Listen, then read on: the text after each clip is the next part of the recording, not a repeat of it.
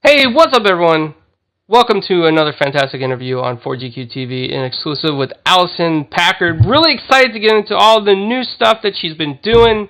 Real quick, I'm just going to say the names of her panelists. We got Paris below me, and we got Dion below Alicyn. That's right, yes, below Alicyn. So, I think there's an audience out there. Hold on, I hear them. Don't worry, I could hear the clapping. You guys will hear it later. So, Alicyn, welcome back. Thank you so much for coming on and talking with us again. You're welcome. It's good to be back. Good to see you guys again. You've been doing some amazing stuff this year. You have a podcast, which is fantastic, by the way. Thank you. Yeah, Alice's Wonderland. I love that name. Video games. That's awesome. Awesome name. Thank you. Yeah, and that's something I want to say is that you get a lot of great guests on from the industry, some of your peers, some other people that maybe you have come across paths with and work in or through different studios, but your interviews are always top-notch and amazing, and I love the shorts that you create out of them as well, with the captions. It looks so authentic and cool and organic, and it's just so much fun to watch. Oh, it's a lot of fun to do. You know, it helps me deep dive into my industry more, and I'm always learning. I'm learning from the guests, whether it's voice actors like Mel Lee from Apex Legends, or whether it's show creators like Craig Bartlett, who created Hey Arnold and Dinosaur Train. It's so cool to just pick people's brains and kind of find out what makes them tick, what drives them creatively, and hear about kind of how they do their work. So, yeah, I enjoy it a lot. Thanks for saying that. Yeah. Nice. So it's 2023, Alicyn. You know, this is the first interview for 4GQ TV of the year, so we are super excited to have you here. Set the bar high. Yeah, setting the bar high. That would be Carlo hitting the taps and the cheers right there. So. Yeah. Right. We wouldn't be able to hear it, but hopefully it's on there. But yeah, as we get 2023 started, let's dive into a little bit more of your podcast, because I've watched quite a few interviews on it and things like that, and you've done such an amazing job doing it. What are your plans for 2023 as far as interviews and growing it and doing some fun things with it? Yeah. Well, my podcast started actually in 2009 as a YouTube show, and then through the years it has come and gone and evolved in different ways, and like 2020 I rebooted it as an IGTV show, so I was doing lives, and that was really cool because the fans get to interact and be there live. But Instagram is really not the platform to meet nerds, and not really the platform to grow in that way. So this year, I brought it to YouTube for Season 3. And Season 3, I was doing interviews in person at a local recording studio called Real Voice LA. And that was really cool. But I have, completely changed things up. Let me see if I can show you guys now. Over here, you see this little corner here? Yeah. Fully, but I've moved my studio in-house. And so now I am recording the in-person interviews here. And so it's totally a Super Soul Sunday. We are sitting down and having heart-to-heart conversations with some of the best people in video games and animation. And it's great because now I can do it on my time, which as a voice actor, that's my primary career. I'm very busy, and I also this year signed with a new manager for on-camera representation. So now I am playing in that world as well. So it's hard to schedule sometimes. Things can change in an instant. So being able to do it here is great. And I like the intimacy because we can sit and chat and hang out for as long as we want. I'm also doing 2 in-person interviews a month, and then they're split up into 2 parts.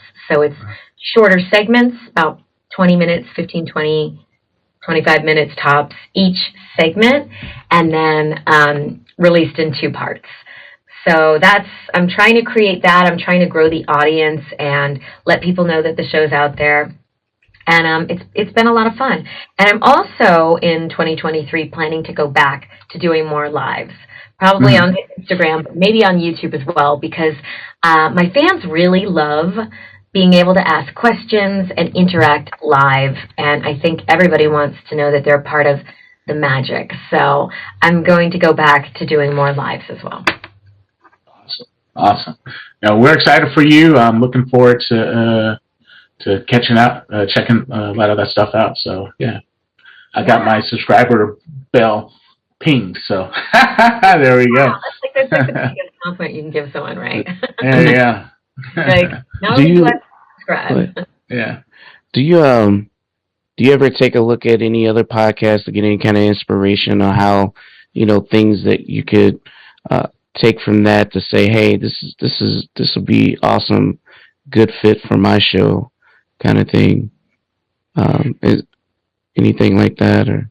Yeah, I mean, you know who's an amazing interviewer is Oprah. I mean, this woman is so well researched, and yet it feels like just a conversation. And she just manages to ask the questions that the listeners really want to know. And so there's a lot of different avenues out there. And I think as my brand grows, we're becoming more the heart-to-heart, finding the inspiration for life and going deeper above just asking questions about the projects, but asking questions into creativity and what makes people tick, where they find courage in their lives, where they find inspiration, so that people can then take that into their lives and use those strategies to grow as people. I think that is a very awesome attribute to pick up, and and honestly, it's kind of amazing that you seen Oprah in that kind of viewpoint. That's pretty dope that you got that deep into. Man, she really did her research there. That's pretty good. So that's a good skill to pick up, because the hardest skill is for a listener or an interviewer is to be able to ask the right questions to pull that information out. And I'm still very much learning. I think that I've grown a lot as an interviewer, but there's a way to guide the conversation where you are actively listening in the moment, right, but also playing chess a little bit in your mind and one step ahead, thinking about where is this going? Right. What are we leading to? Yeah. Make them feel as comfortable as possible, great communication, back and forth, playing off the scenario, sort of like how we're doing right now, right? So. Boom! Yeah, right there. Yeah, just making sure that you can bounce off the next question or bounce off the next response, which is, I think, the most important thing in any type of interview. But from what I've seen, and I have to be honest with you, Alicyn, your interviews are just amazing. They're spot on when it comes to that. You are naturally talented with that. So I think, this is going to be the year that you're going to start seeing a lot more growth. And the fact that you actually interview people in the industry and shine a light, whether it's on voice acting, casting, whether it's on creators, that's a huge deal, because a lot of people that are not in the industry don't understand what goes on or how somebody gets into it or gets creative. So you bring a light into that for a lot of people to hear. Yeah. Wow, thank you. I literally just jotted myself a note, because that is something I'm hoping to create. So the fact that that's resonating with you is a great affirmation to me. So thank you for saying that. Absolutely. I think that there's so many different aspects, and I do tend to interview a lot of voice actors, which in animation and video games are a little bit more forward-facing. They are the voice of the character, but really, in those two industries, animation and video games, the voice acting is just one segment of the overall picture. And there's developers and programmers, there's animators and storyboard artists. Takes a village. It takes a village. Going deeper into that has always been my goal as well. It just so happens that I hang out with voice actors and I talk to a lot of voice actors, so they're like, oh, you should come on the show. It's just my network, but I want to call in more show creators, creatives, and behind the scenes here as well. And I think that's amazing, because I have kids that I mentor every year, and some of them, even Paris met some. They aspired to want to get into the industry, and the false preconception is you got to learn how to code to get into gaming, to be behind the scenes. But and what I explained is, just like you, it takes a whole lot of different people to bring this project together, and what you do can shed that light, saying, hey, this could be your end here. This could be what you can do to get into this without having to think that you got to be a certain individual. And that is important because everyone doesn't get to see that. And I think that's a special thing that you can bring, that your podcast, especially your name. Oh my God, I keep saying your name is dope, by the way. I'm just saying, it is a dope name. It's a catchy phrase, right? It is. It's pretty good. But I think that does shed a light. So I just want to give you a shout out that definitely keep pressing on what you had a passion on, because a lot of people would love to see that. Thank you. And, while we're at it and we're on the topic of your podcast, Alicyn, go ahead and shout out, where they can find it, your links and everything, so everybody can hear it right now. Sure. So my YouTube handle is Alicyn's Wonderland. So youtube.com/Alicyn's Wonderland will take you there. I also release content through my personal channel, which is Alicyn Packard. You gotta make sure you're spelling it right. Get it. Hopefully you'll remember it. Before Y, like Alice, but with a Y-N. And so on my personal channel, I do mostly short form content, stuff with different characters that I've voiced over the years. Some of these guys up here, some Call of Duty content, just the crazy comedy stuff, slice of life, day in the life type of stuff like that. So I put that out on my YouTube channel as well. Awesome. It's good to hear. Keep plugging. Yeah, that's you gotta keep plugging those. You said Call of Duty. We know that you're in Call of Duty Modern Warfare 2. One of the biggest games that just dropped the last couple of months. It's done amazing numbers. How do you feel about just being part of something so big and that's been like a global phenomenon right now? It's crazy. I mean, when I auditioned for the project, there was a very long time, we, as voice actors, we get auditions from our agents, and video games are almost always under code names, under code projects. So I had auditioned for Project Mastodon, had no idea what that was. And I showed up on the first day of the first session, and that's when I was told just before we started that it was Call of Duty. So it was a big surprise to me. I voiced the character Rose for the multiplayer, and Rose has a history. She's been in the game before. She's so fucking cool. But I just came in there with my own fresh take and my embodied soldier, and just did my thing. And I was really lucky. Matthew Hazara was one of the writers on the project. He was in every single session I was in. He plays Rose as his main. He is a huge supporter of Rose. So I had him guiding me and giving me feedback every step of the way, like, yeah, I like that. Or, what, I don't think Rose she's cooler than that. Like, you gotta play it more straight, or, just kind of guiding the session. And I worked with some incredible directors as well that helped. And, they are seeing the overall project because they're also directing other soldiers in the multiplayer. Some of them also direct the campaign.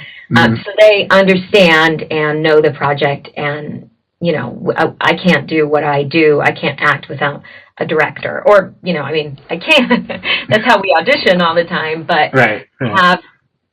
we are a team together creating this character. Nice. There's millions of people right now who play as Rose running around. There's probably people playing right now, throwing grenades as Rose and it's doing all the things. A lot of people don't know who the actor is, but we're a little bit more behind the scenes. Yeah, I love how they did it this time around. Like, like if you accidentally shoot your teammate on accident, like depending on what mode you're playing on, it doesn't hurt them, but they have little side comments and stuff like that. So I've heard Rose's side comments, and just to hear that, it's so cool. You have a favorite line? Yeah. I think there was one about basic, like if you shoot one of them, something about basic training. And then there's a few of them. Stop shooting me! Like, yeah, where'd you graduate from? So just random things. So there's so many of them, right? But it's just so cool to hear those little sayings after that.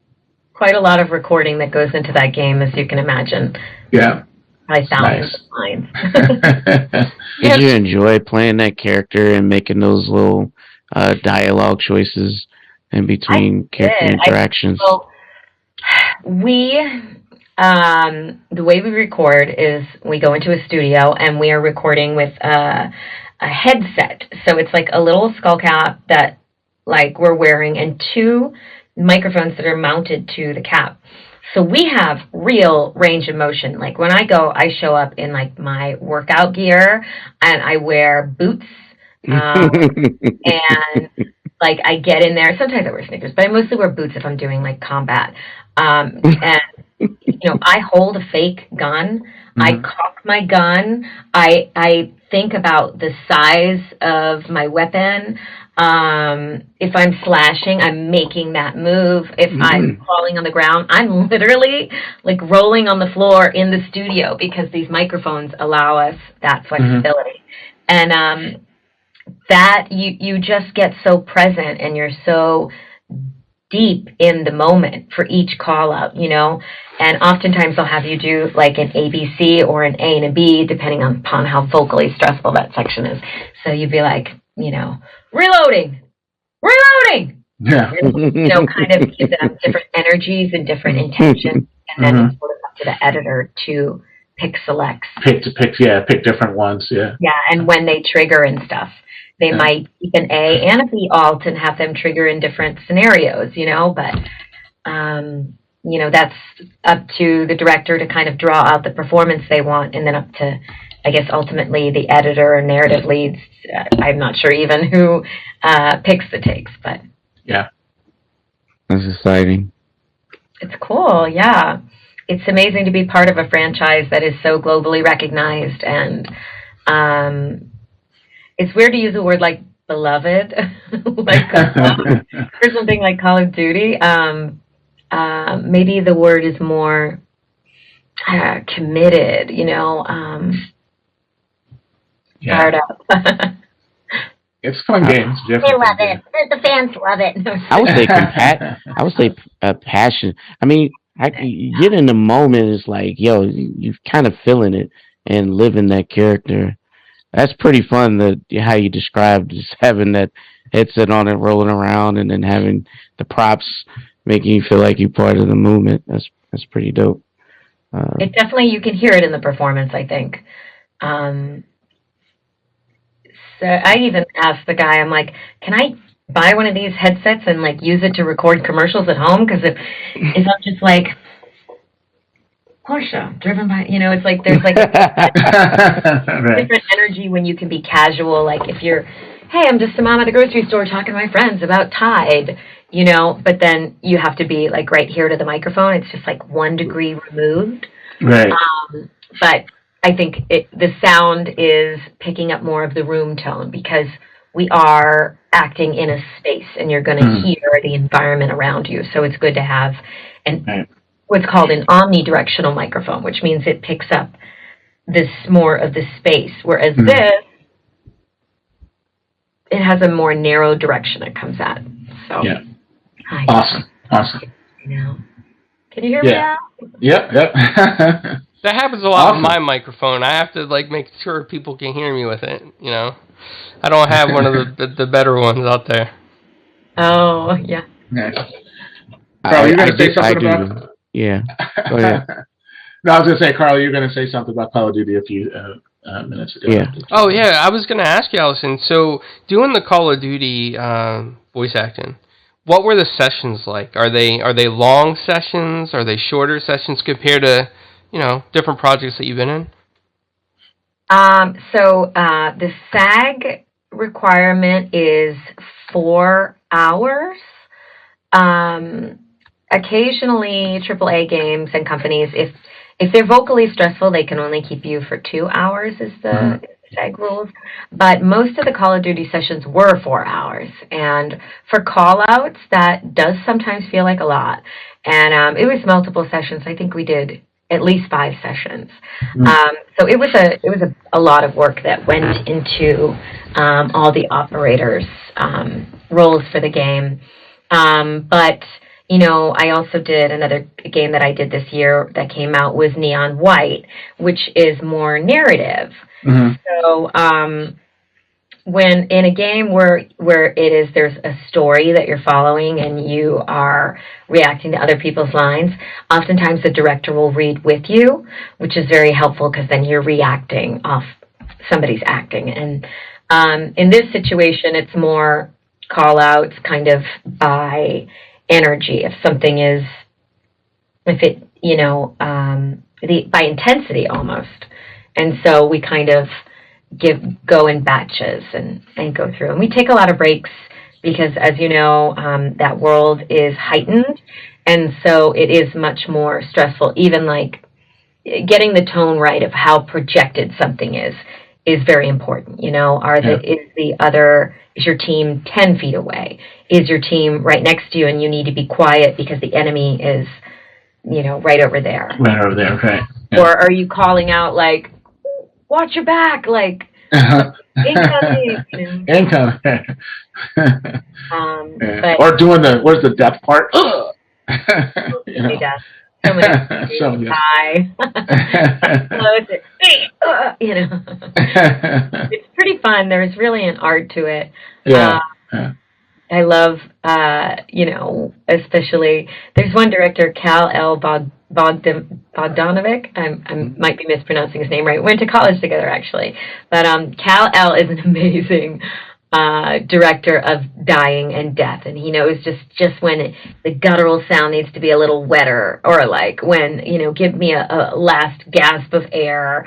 We just get in there and it's like, we're always just laughing like, this is our job. We have to analyze sounds that people make when they're leaving the planet, leaving this mortal coil. So awesome. Yeah, so you said you just completed this last game, other than Call of Duty. How did you like work on that project? Neon White? Neon White, sorry, yeah, Neon White. Neon White was great. I played this character called Neon Red, and she's a femme fatale for sure. Her and Neon White, who was played by Steve Bloom, have a history. I don't want to give any spoilers. The game just came out. It was released on Nintendo Switch, and then it recently came out for Xbox. So I know people might just now be getting into the game, even though it was released a few months back. A lot of people are saying it's one of their favorite games of the year, so that's cool. It's just an indie game that was released on Annapurna. Ben Esposito was the show creator. And it was just so cool to be a part. I'm kind of an indie gal, so it was so cool to be part of this like indie game that stayed true to Ben's vision, and that he managed to bootstrap this game, and then to see the reaction when it came out and people like loving the game, and a lot of reporters and reviewers giving it like 2 thumbs up, above 90% rating, and loving the gameplay. And so the game also, I do a lot of anime voice acting, or a fair amount of anime, and it has this. They wanted it to feel like an anime, but very tongue-in-cheek, so like if you were watching anime growing up and now you're an adult and like you have a little bit of perspective. So it has dialogue that holds true to that in a very kitschy kind of way. And so that was fun, playing it more straight, but also, Red. Really, awesome. She's very seductive. Yeah, shout out to all the indie titles, The indie titles, they've been doing some work, and they've been putting out some good games in 2022 and There's so some of on. your faves. Well, Vampire Survivors, like, I don't think it has really that much commentary. I don't think there's really any. There is none, but it is amazing. I mean, As Dusk Falls, right? There you go. Falls, amazing. Narrative, but it's like still image narrative. So there's a lot of voice acting in that. Might be a good person to interview on your podcast there. But great. Yeah, so great indie. There's so many that came out that were great, with not just voices, but just the direction narratively. So they did a good work 2022. And talk about 2022. You had a big year, right? You got a lot of little awards. I won't say little, but a lot of awards that a lot of people don't ever get to have or see because you're so special. So you mind sharing a little bit about your year in 2022? Yeah. So in August of this year, I went to Dallas for the One Voice Awards, and I took home 2 different awards. One for Best Animation Voiceover for my character Josh in the TV show Rugrats. And I also took home the award for promo voice acting for a spot that I did for Foodtastic, which is a show that's on Disney+. Nice. Starring Keke Palmer. So that read was kind of storytelling, like a Disney trailer. So yeah, I think, and then I guess in December, just a couple weeks ago, I took home the Voice Arts Award for promo as well. And it's really cool to be at a point where there are some fruits from labor, right? But to me, it feels like this, and everybody's like, wow, you're having such a great year. And I'm like, am I? Oh, it's just more upward trajectory, which is always great. But there's been more visible signs of progress, whereas in my career, you don't always get the visible. You know, I'm lucky I was on 2 of the most nominated Game Awards video games. Mm-hmm. You know, that's huge. And then won 3 awards for voice acting, also huge. But in many ways, it's like we're just continuing to climb the mountain, and I'm looking ahead at the next plateau, and maybe now's a good time to stop, check out the view, admire the view, enjoy it, and like take it in, but it's still right back to getting your boots on the next day. Nice. I mean, as a fan, you should get recognized. And I'm sorry to cut you out there. Oh, no, you're good.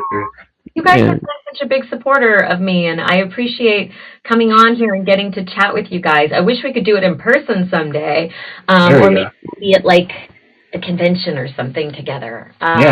3? When is that coming back, huh?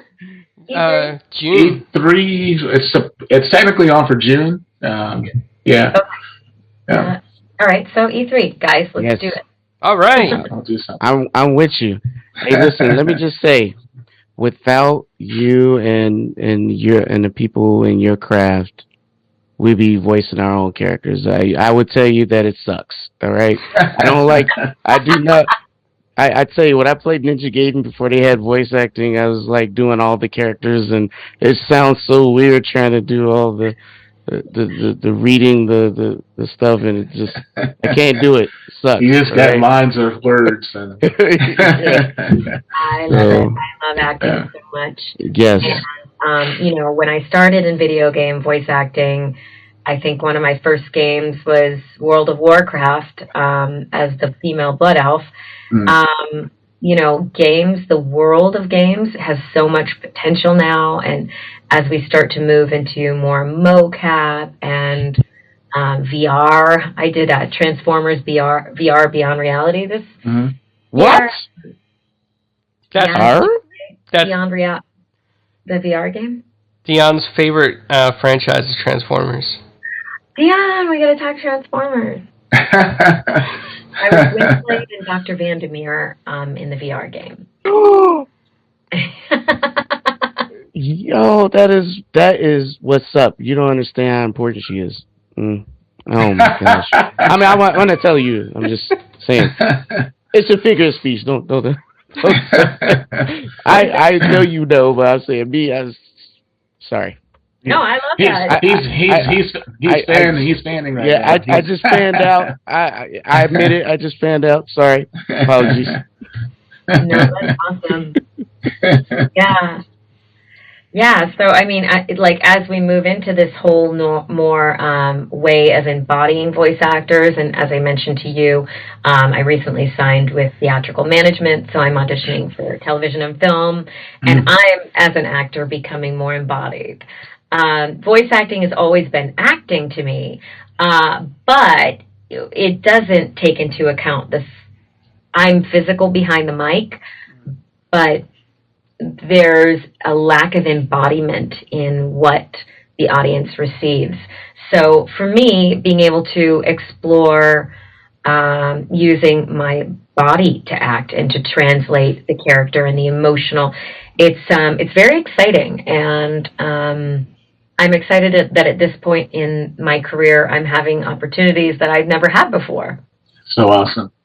So awesome. We look forward to seeing you on the big screen somewhere, Netflix, Amazon. It doesn't matter. Wherever it is, we look forward to it. So we're wishing you all the best. It's going to be awesome.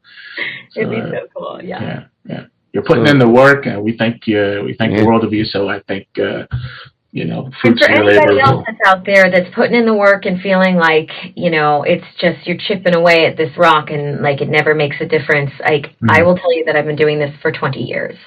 And that is sometimes what it takes.